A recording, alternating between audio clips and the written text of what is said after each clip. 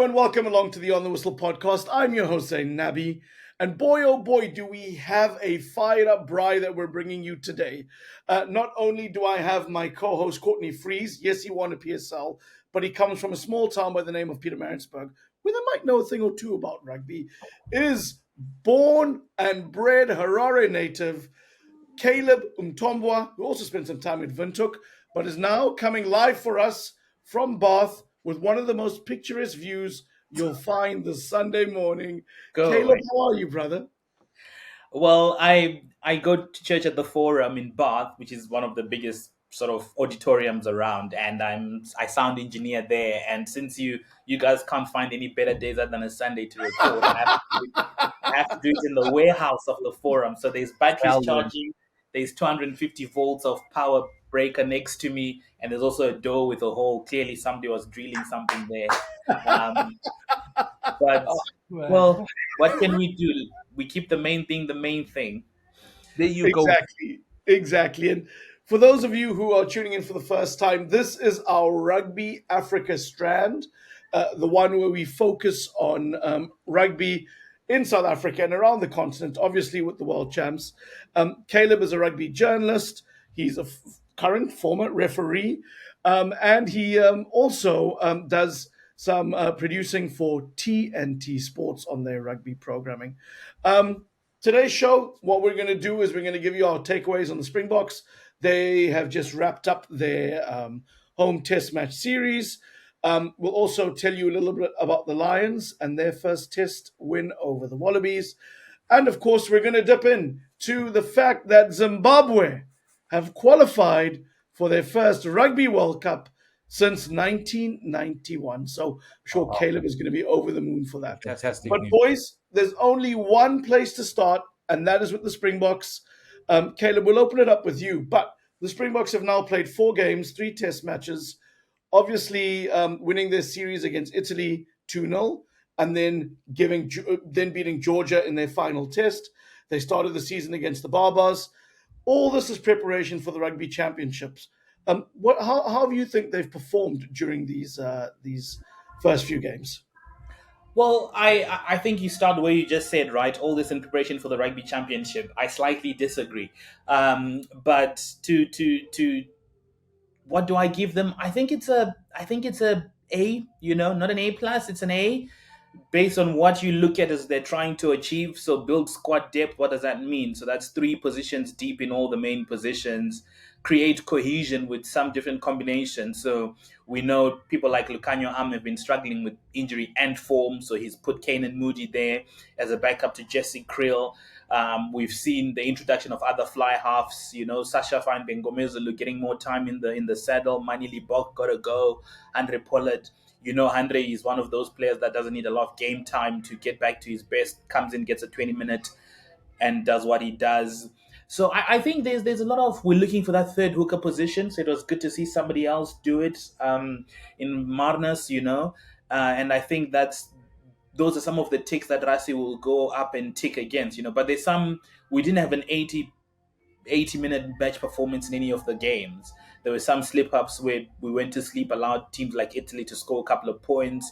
Georgia in the first 20 looked like their disruptive best. You can tell that they're coached by a guy who spent most of his time in Leicestershire, so that in Richard Cockrell, so that looked like they're able to disrupt. So I think the Springboks overall, they get an A, not an A plus. He did say in his press conference, Rassi, that there's less experimentation going on after this. Don't believe him a second.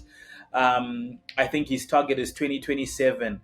So the idea is to extend sort of like the old Wolfpack's careers. So your Eben Etzebeth, your Peter Steph Toys, your Sia Kolisi, to not play every minute of every test match, but extend their lifespan to try and get 7 or 8 guys there at that World Cup. They might not be starting, but they might be doing your Dion Fourie, your Dwayne Familian, who didn't play the Island game in 2023, but played the final against New Zealand.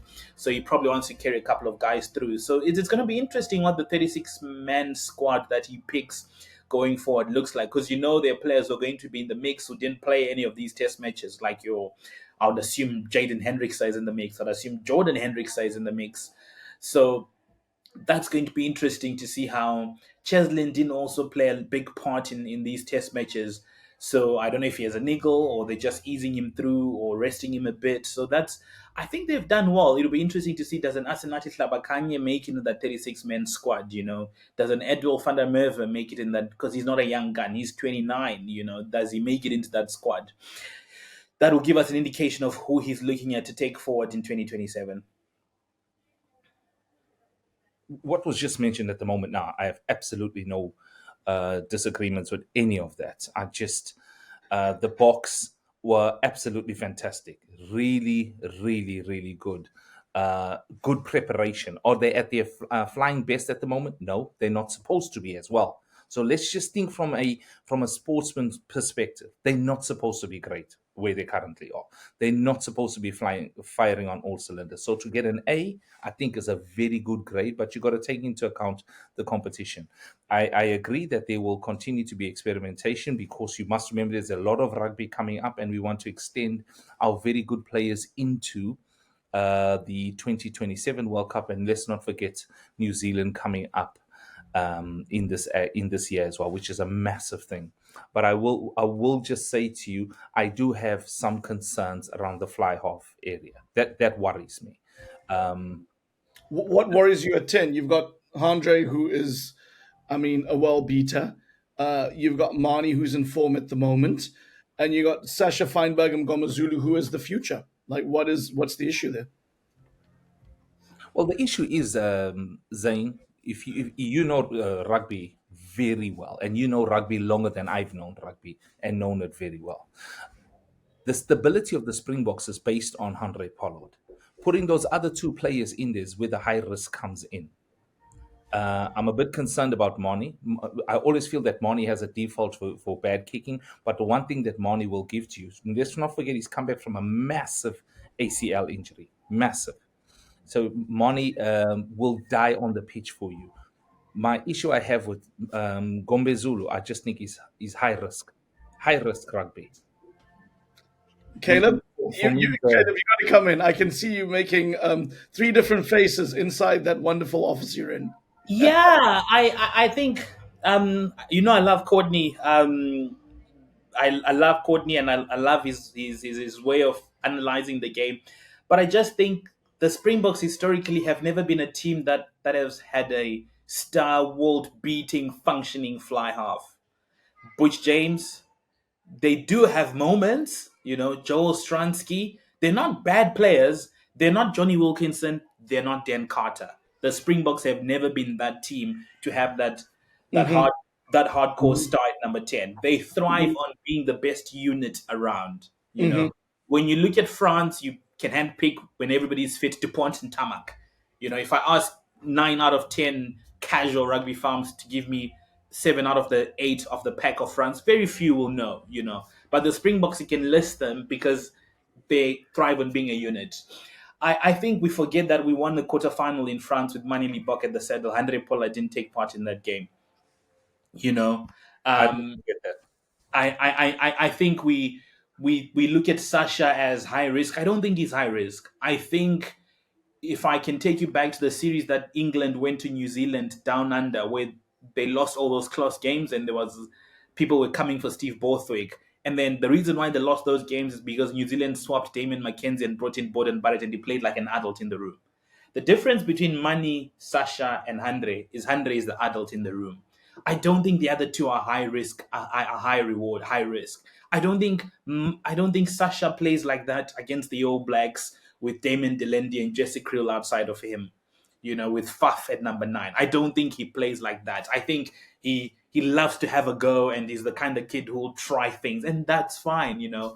And I think it's also not helping that Tony Brown is the attack coach, because we know how naughty that man is with all his tricks. So I'm not afraid if we play the All Blacks tomorrow and you start Mani Libok.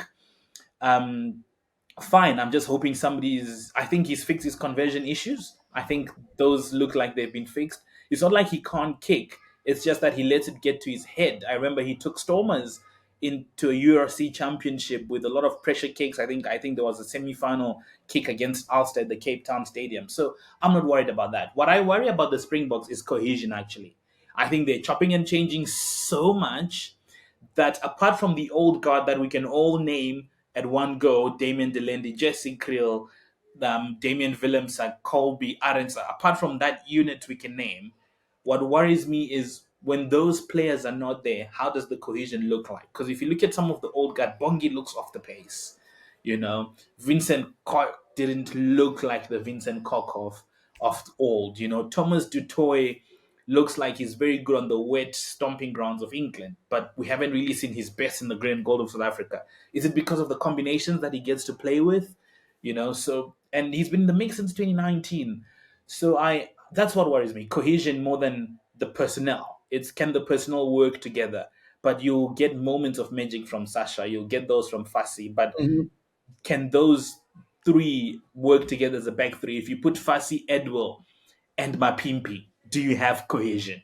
You know that So, so, that's what so, worries me. so, from your perspective, Caleb, your biggest concern and the biggest area of development or blind spot for the Springboks is around cohesion, is around the high number of players being selected. Yeah. Courtney, you're worried about 10, and in terms of if Pollard's not there, what goes on? Um, I would say, like, is what would my blind spot be for this team? And I think my blind spot would be that I'm not too worried about Russie experimenting right now with players because it's 2025, right? And if you're not going to blood talent now and you're not going to test combinations now and mix it up, when are you? Right? This is a good time to do that and have a high turnover. And the closer you get to the World Cup is the more when you want that consistency in selection. My biggest concern, Caleb, is what you had said earlier in that he's trying to extend the lives of the bomb squad and some of those experienced players. Okay. Um, I think if you're good enough, you play. That's youth. That's if you're close to 40, if you're good enough, you play. And I maybe wouldn't be thinking about extending career because I just think this country has too much natural talent to come through to stand up and win you championships. And my concern is if you try and focus on extending careers, are you missing opportunities to give those in form opportunities? Like I like the fact that we had an uncapped front row play against Georgia because they've got to learn and they've got to play because that might be your best front row in 2027. I if I come in there, Zayn, quickly, I understand why he's extending the careers of all of those players. I think he's learning from 2020 where the Springboks did not play any test, and what history tells us is for you to go and compete very well at the Rugby World Cup, you need an average caps of about 26, 27. I think the sweet spot is 30. With an age of about 29 as an average age. But Okay. also with that, you want somebody if they're inexperienced, you want them to have played the minimum of 15, 16 test matches, Very few people are like Cheslin Colby who score an intercept against the All Blacks in Wellington on his debut. Those are generational talents where you don't get many.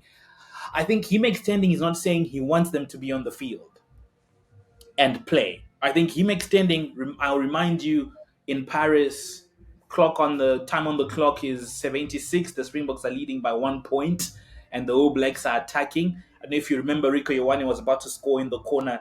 Mhm. Kirtley slips, but then recovers, chases back, tackles him. The ball bobbles over backwards, and then Colby comes and sweeps under and then drag the ball into touch. The All Blacks don't get an opportunity. If Kobe doesn't sweep, somebody picks it up. I think Mackenzie was at the back. He could have picked Mm. it up and then jotted it down. What am I saying? The idea is, and Faf de Klerk speaks about this. He says when they got the ball in that 78th, 77th minute, players like Dion Fourie started shouting, "Keep the ball, keep the ball." And Faf and Andre and Jesse were like, "No, no, no, no, no, buddy. We can't keep this ball in our own 22 because we'll seal it off, we'll get pinged, they'll get 3 points, they'll kick. We've got to kick it forward and back our defense, you know? And those are Mm. the things you don't get from an Edwin van der Merwe who's played 3 tests. Those are the things you don't get from Apelele Fassi, who's never been in a World Cup semi-final against Wales in 2019 in a crunch thing. Those are the things you only get from a Francois Law who's played 78 tests, comes in at the 77th minute, goes for the ball in the breakdown and begs his technique and wins a penalty that 100 kicks over. That's what Rassi wants. He wants guys who can put a hand around the shoulder and say, "Look, Sasha, it's fine." It might be a 34-year-old Andre Pollard who's played against Tonga and Samoa, but he's there as number 23. Same reason why Franz Steyn went to that World Cup. Same reason why Dion Free. And you know why? When you have to call upon those old guard in a crunch moment where they might be slightly past their best, the mental is unfazed. Dion Free was horrendous at the line out, but guess what? There was nine And he had a cropped collarbone. It was horrible. But what did Jacques Nabbi say? For all the lineouts they lost, there were 120 breakdowns in that game where Dion Free entered about 77 of them. So it's that you need those old horses, your Scout Brits who don't care about the moment because he's won 6 European finals against Saracens or whatever that may be. I think that's the reason. That's the reason he's gonna take. He won't take everybody. I'm sure. I'm shocked if we see Vili again this season.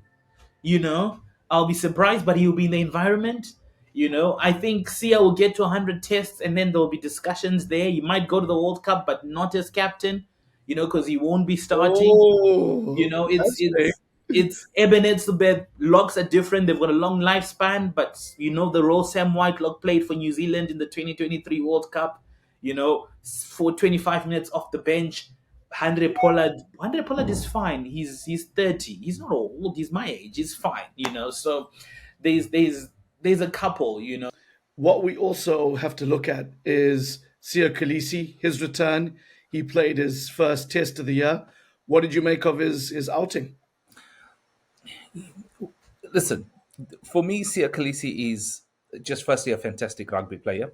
His leadership is something I wish never to have, because the responsibility of leadership of a guy in his position, wow, there must be a lot he has to deal with. But looking at his individual play yesterday, I would say between a 7 and an 8. I don't really have much to say about him. He just does a proper job. He's not flash. He's reliable. He's a good rugby player, but he's also what the Springboks are about. He's a good team player. That's the thing. That, like, when you need the experience to talk Would to you certain agree people, with Caleb that he's not going to be the captain in 2027? Because Caleb started a campaign here. Kolisi no out. chance. Listen, there's more chance of me on a Saturday watching American football, which I hate, and then after that, putting on that other sport, Formula One, and watching that, than Sia not being captain. Says the man in his Patriots tracksuit over there. No chance. There is no I- chance. He goes there as captain. So what did you say? Kolisi out? I didn't quite hear you there, Caleb. No. I think you're trying to. No, play- Caleb didn't say that, Zayn. Don't start fires here. He I'm didn't still say that. I'm still yet to be a dad. I still want to be a family man. So I think you're cutting that short, Zayn. I'm not saying Kolisi out, but what I'm saying is he might not be the best placed number 6 in the team to start. And he understands that. He knows that for I think for about 15 or 16 test matches there was talk of Rassi subbing Sia early, and in most cases those were games that didn't matter. In the World Cup final, Sia gets a yellow, he comes back and he plays the entire fixture. But what you guys, I want you to look at the highlights of when South Africa played England in the Rugby World Cup in 2023. Mm-hmm. When that scrum penalty is won against Ellis Genge by Oxenchair, who came off the bench. I want you to look at the bench, who's sitting on that bench when Andre Pollard kicks that kick.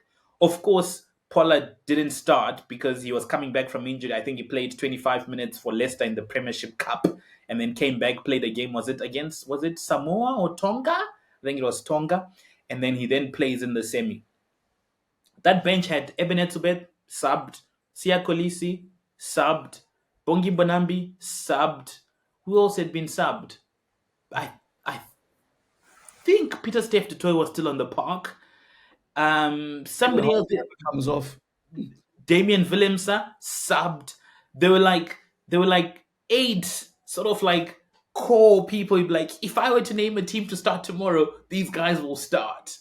And he talked about Rasi philosophy. He wants his most fresh. He will Hmm. tell you that 100% Koba's visa is better than a 75-80% Sia Kolisi. And that's no slight on Sia Kolisi. That's no slight on anyone. I don't think he will be. It's nothing wrong with him. He's had a long career.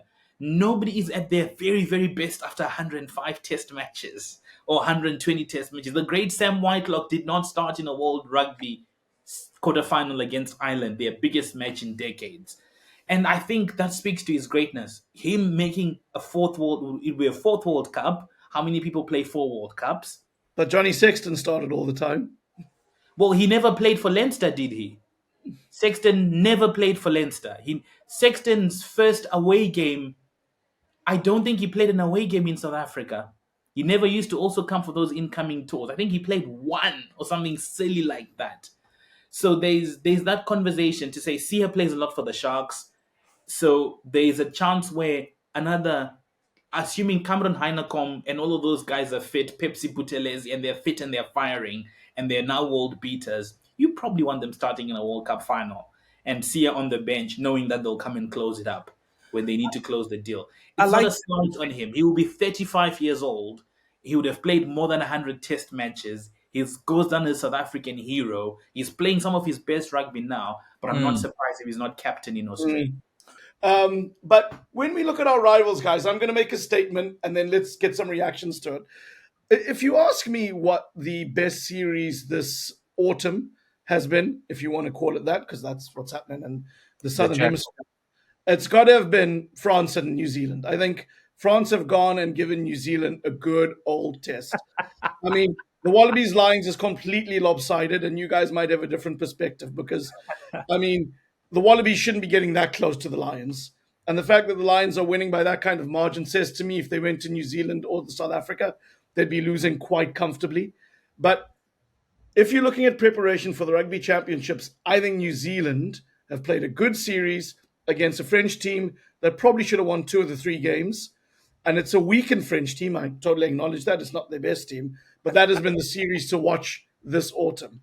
Over to you. What shape do you think our rivals look?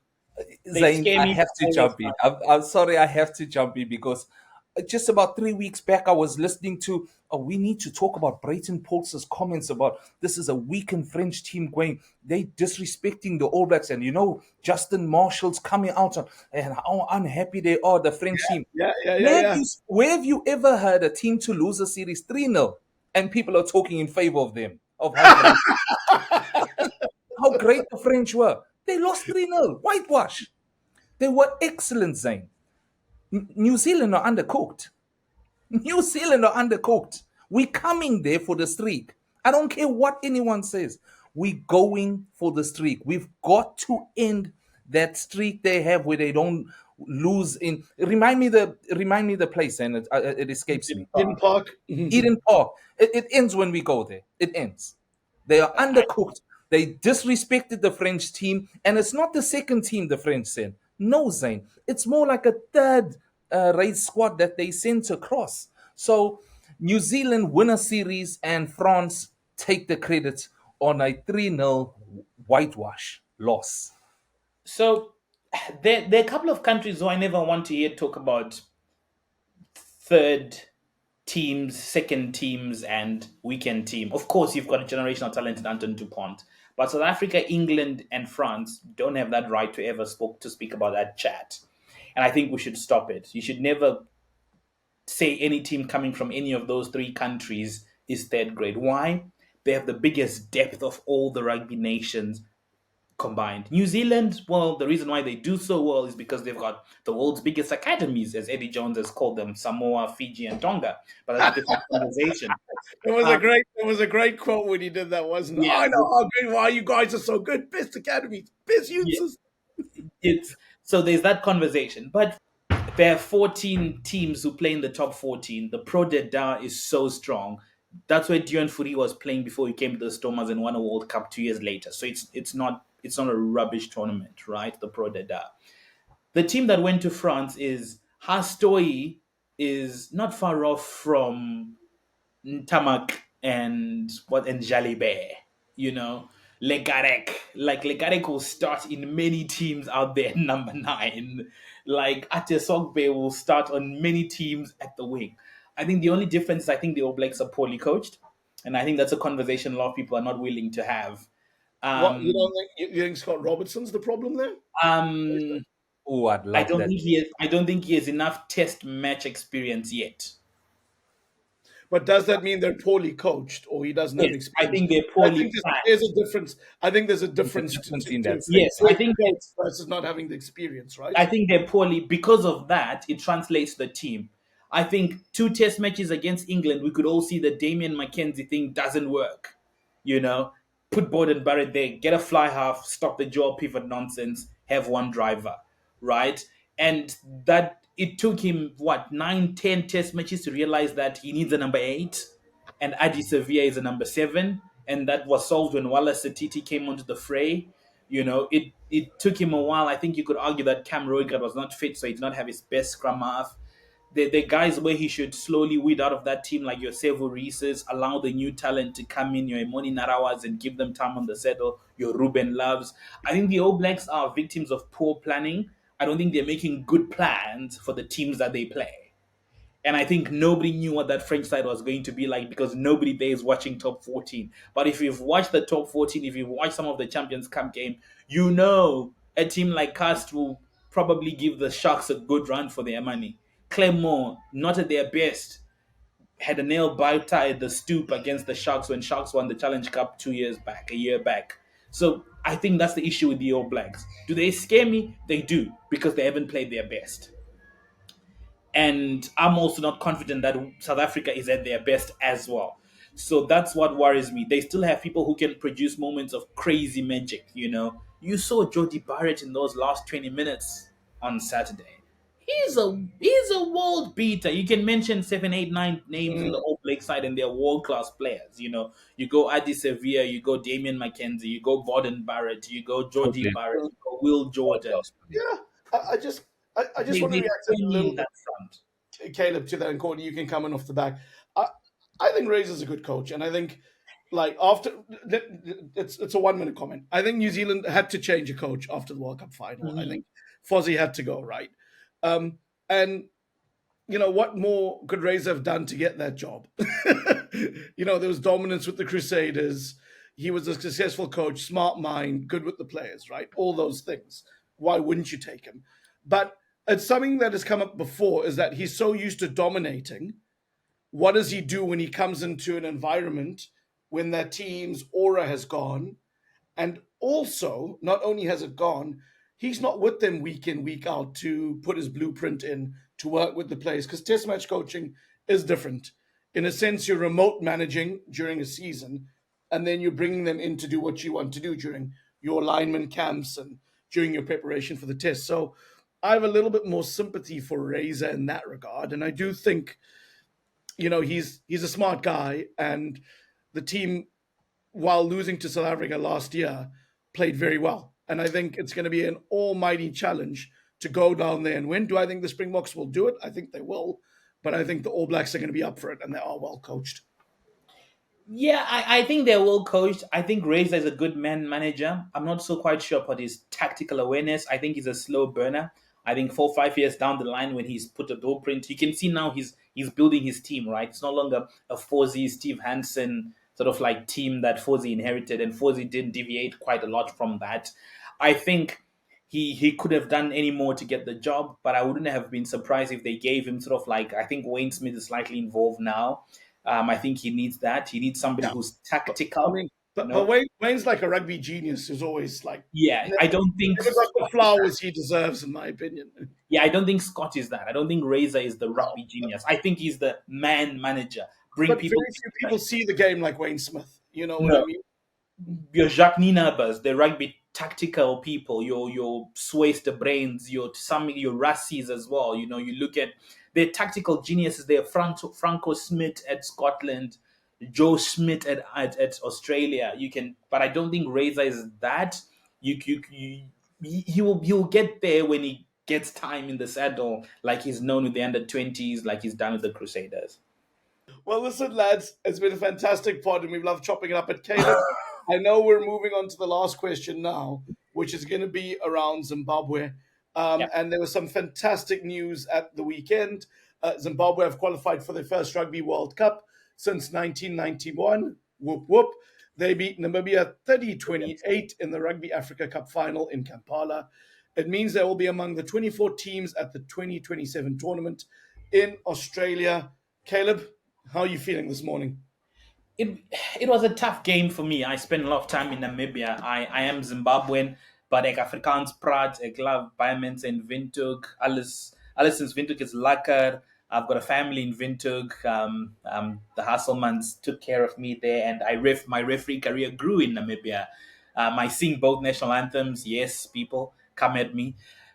So it's the kind of final I watch after and see what happens. So I stayed away from the score until I could sit and watch the final on my own.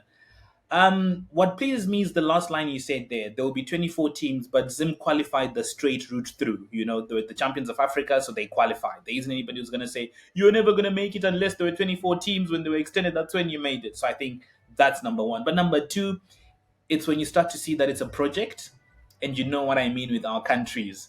Very rarely do we see it's always, oh, it's 3 months to go to the Rugby World Cup qualifiers. Get all the mercenaries back. Any person who qualifies as Zimbabwean who's at a sniff of Sadza from 3 miles away, get them in. If they can throw a rugby ball and they're playing semi-pro, we'll put a Zimbabwean side together, for lack of a better word, and then we have a crack. It wasn't that.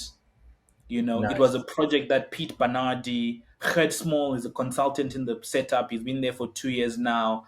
Pete Bernardi, the Tichafara Makwanyas, players of yesteryear, Denford Mtamangiras, who came in and built a squad of locally based players and some really patriotic Zimbabweans who are scattered all over the world, who came back and said, I'm putting my hand up. So you had Ian Pryor, who's played Super Rugby, Matthew McNabb, who's been tearing it up in the English Championship. You had local based players like Kudzai Mashawi, a player who's played for the Chiefs. Brendan Mzekenyenzi played with Damien McKenzie. He was starting at 13 for Zimbabwe. And they were based in Zimbabwe, and they built it from the ground up. They won the Africa Cup last year. It didn't matter much because it wasn't the qualifying year. Then they came back and did it again this year. And I think that's what pleases me. It's good signs for Zim Rugby. They needed this.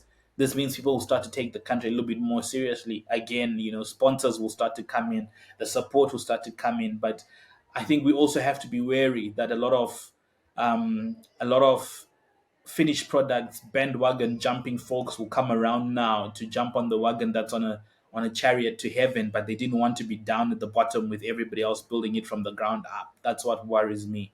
But it's pleasing. It's pleasing to see that it's a Zimbabwean coach who's coaching ex-Prince Edward Boys player, so Zimbabwean at heart, honed his skill in South Africa. What worries me is Namibia. What I'm hearing from those places in Namibia is not pleasing. Jacques Berger, a great player for Saracens, great player for Namibia, but he's never coached anywhere. Where has he coached? He's never coached a first team school for 3-4 years. Just understanding how to coach. You can play at the highest level, but we see a lot of coaches go and coach a high school team and then come and be assistant for a while and then move up. So he hasn't honed that skill. They had a coach change a month before they qualified for the World Cup. Kusenda Botha was taken off. Well, he took himself away. He claimed that it was because of workload, because he's not full-time in rugby. He also has a full-time job. And that's what worries me about Namibia. They now have to stay for an extra week in Uganda to try and go through the repechage route. So you know Because they're how going to that play the United Arab Emirates, is they that need right? to play the UAE, but they've got Qualify for 15 the qualifying tournament. to qualify into the repechage, and then they have to win that to go to the World Cup. And they've got 14 guys who are leaving, is it today or tomorrow, who came in and blocked the time, say, we're going to go for this Africa Cup thing. It's a bit worrying because I was in Namibia when they were in their pomp. Zimbabwe got beat 80 points to 6 in 2015. I was there. Zimbabwe got beat the following year. I was there. Namibia had a lot of resources. They had the current high performance director of World Rugby, Phil Davies, as their head coach for about 6 to 5 years. They had Lynn Jones coaching the Volviches, and they were playing in the Currie Cup. I don't know if you remember that. For a number of years, they had Proctor, who was one of the biggest world strength and conditioning coaches, all supported by World Rugby's high performance machine. That's what happens when you win World Cups. World Rugby comes behind you. And that's what's worrying me. There isn't as competitive a league as there was. There's a cabal of people who've taken over the union and running the union like a spaza shop from the back of their own truck, and that's worries because you'd want Namibia to be strong for Zimbabwe to be strong. That forces Kenya to be strong and Uganda to be strong. So that's what concerns me the most. I'm very pleased for my home country. I know a lot of the boys in that camp. I know the singing and dancing went on into Kampala very early into the morning. It might still be going on right now as we speak, and I'm very happy for them. Guys like Ian Pryor, and you've seen the rugby divide in Zimbabwe has been quite racial in some parts, but people like Mm, Pryor came back and like, you know what, we don't care, we want to have a go, And mm. there's a guy there in the background called Kiset Chirengende of the Kairos rugby fame. Doesn't like the limelight, but he's been pushing a lot of buttons in that team. So fantastic. And just for me to end, Caleb, Zimbabwe's, we made a joke earlier about Eddie Jones's comments about how the Pacific nations have been the New Zealand feeder / Australian feeder. But Zimbabwe, in many ways, has been a feeder for South Africa. And And the rest of the world. yes, yes, of course. And, when you think of Beeston Tawarira, when you think of Brian Mujati, when you think of Gary Teichman, Bobby Skinstad, uh, Tonderai Chavanga, the list goes on. yeah, yeah, David Pocock. There's loads that we're forgetting mm, now. Takudzwa Ngwenya of USA. You find that there's a lot of players who've contributed to to World to Rugby. Caleb, Courtney, thank you for joining us round the braai. It's been a fantastic pod. For you, those of you listening out there, please hit us up at our social media accounts, OTW_podcast on X and Instagram. And also search for us on Facebook and YouTube. Just search for the On the Whistle podcast. We love to hear from you. Thank you for those who posted comments on our podcast last week. We had Sonwabile Nglisha, who said, I'm new on this channel and I already love the content. Thank you, Sonwabile. And we had Godzone 007, who said, talk is cheap, bring him on. That was in relation to the clip about South Africa talking about winning the next Rugby World Cup. Not the next Rugby World Cup, talking about winning their series in New Zealand during the Rugby Championships. Caleb, Courtney, it's been a pleasure. Just a quick We, one. Shout out to the junior Boks. They beat New Zealand last of night to win course, the under 20 championship for 13 long years. So that's exciting as well. Blitzboks, 2025 under 20s, under world 20s, champions. the Boks. There's also the Rugby World Cup for the women's in England. Exciting times. I'm well heavily involved in the women's game. So yeah, it's gonna be exciting. There's a Zimbabwean ref coming for the first time in Precious Pazani as well. So shout out. So loads happening in the rugby circles. Thank you for having me. And no, Sia will play for the Springboks in 2027. He might just not be captain. Stay safe. if you agree with Caleb, you know our social media accounts. If you agree with Courtney, you know our social media accounts. Thank you for tuning in. We love doing the show as we sign off from On the Whistle Rugby Afrique.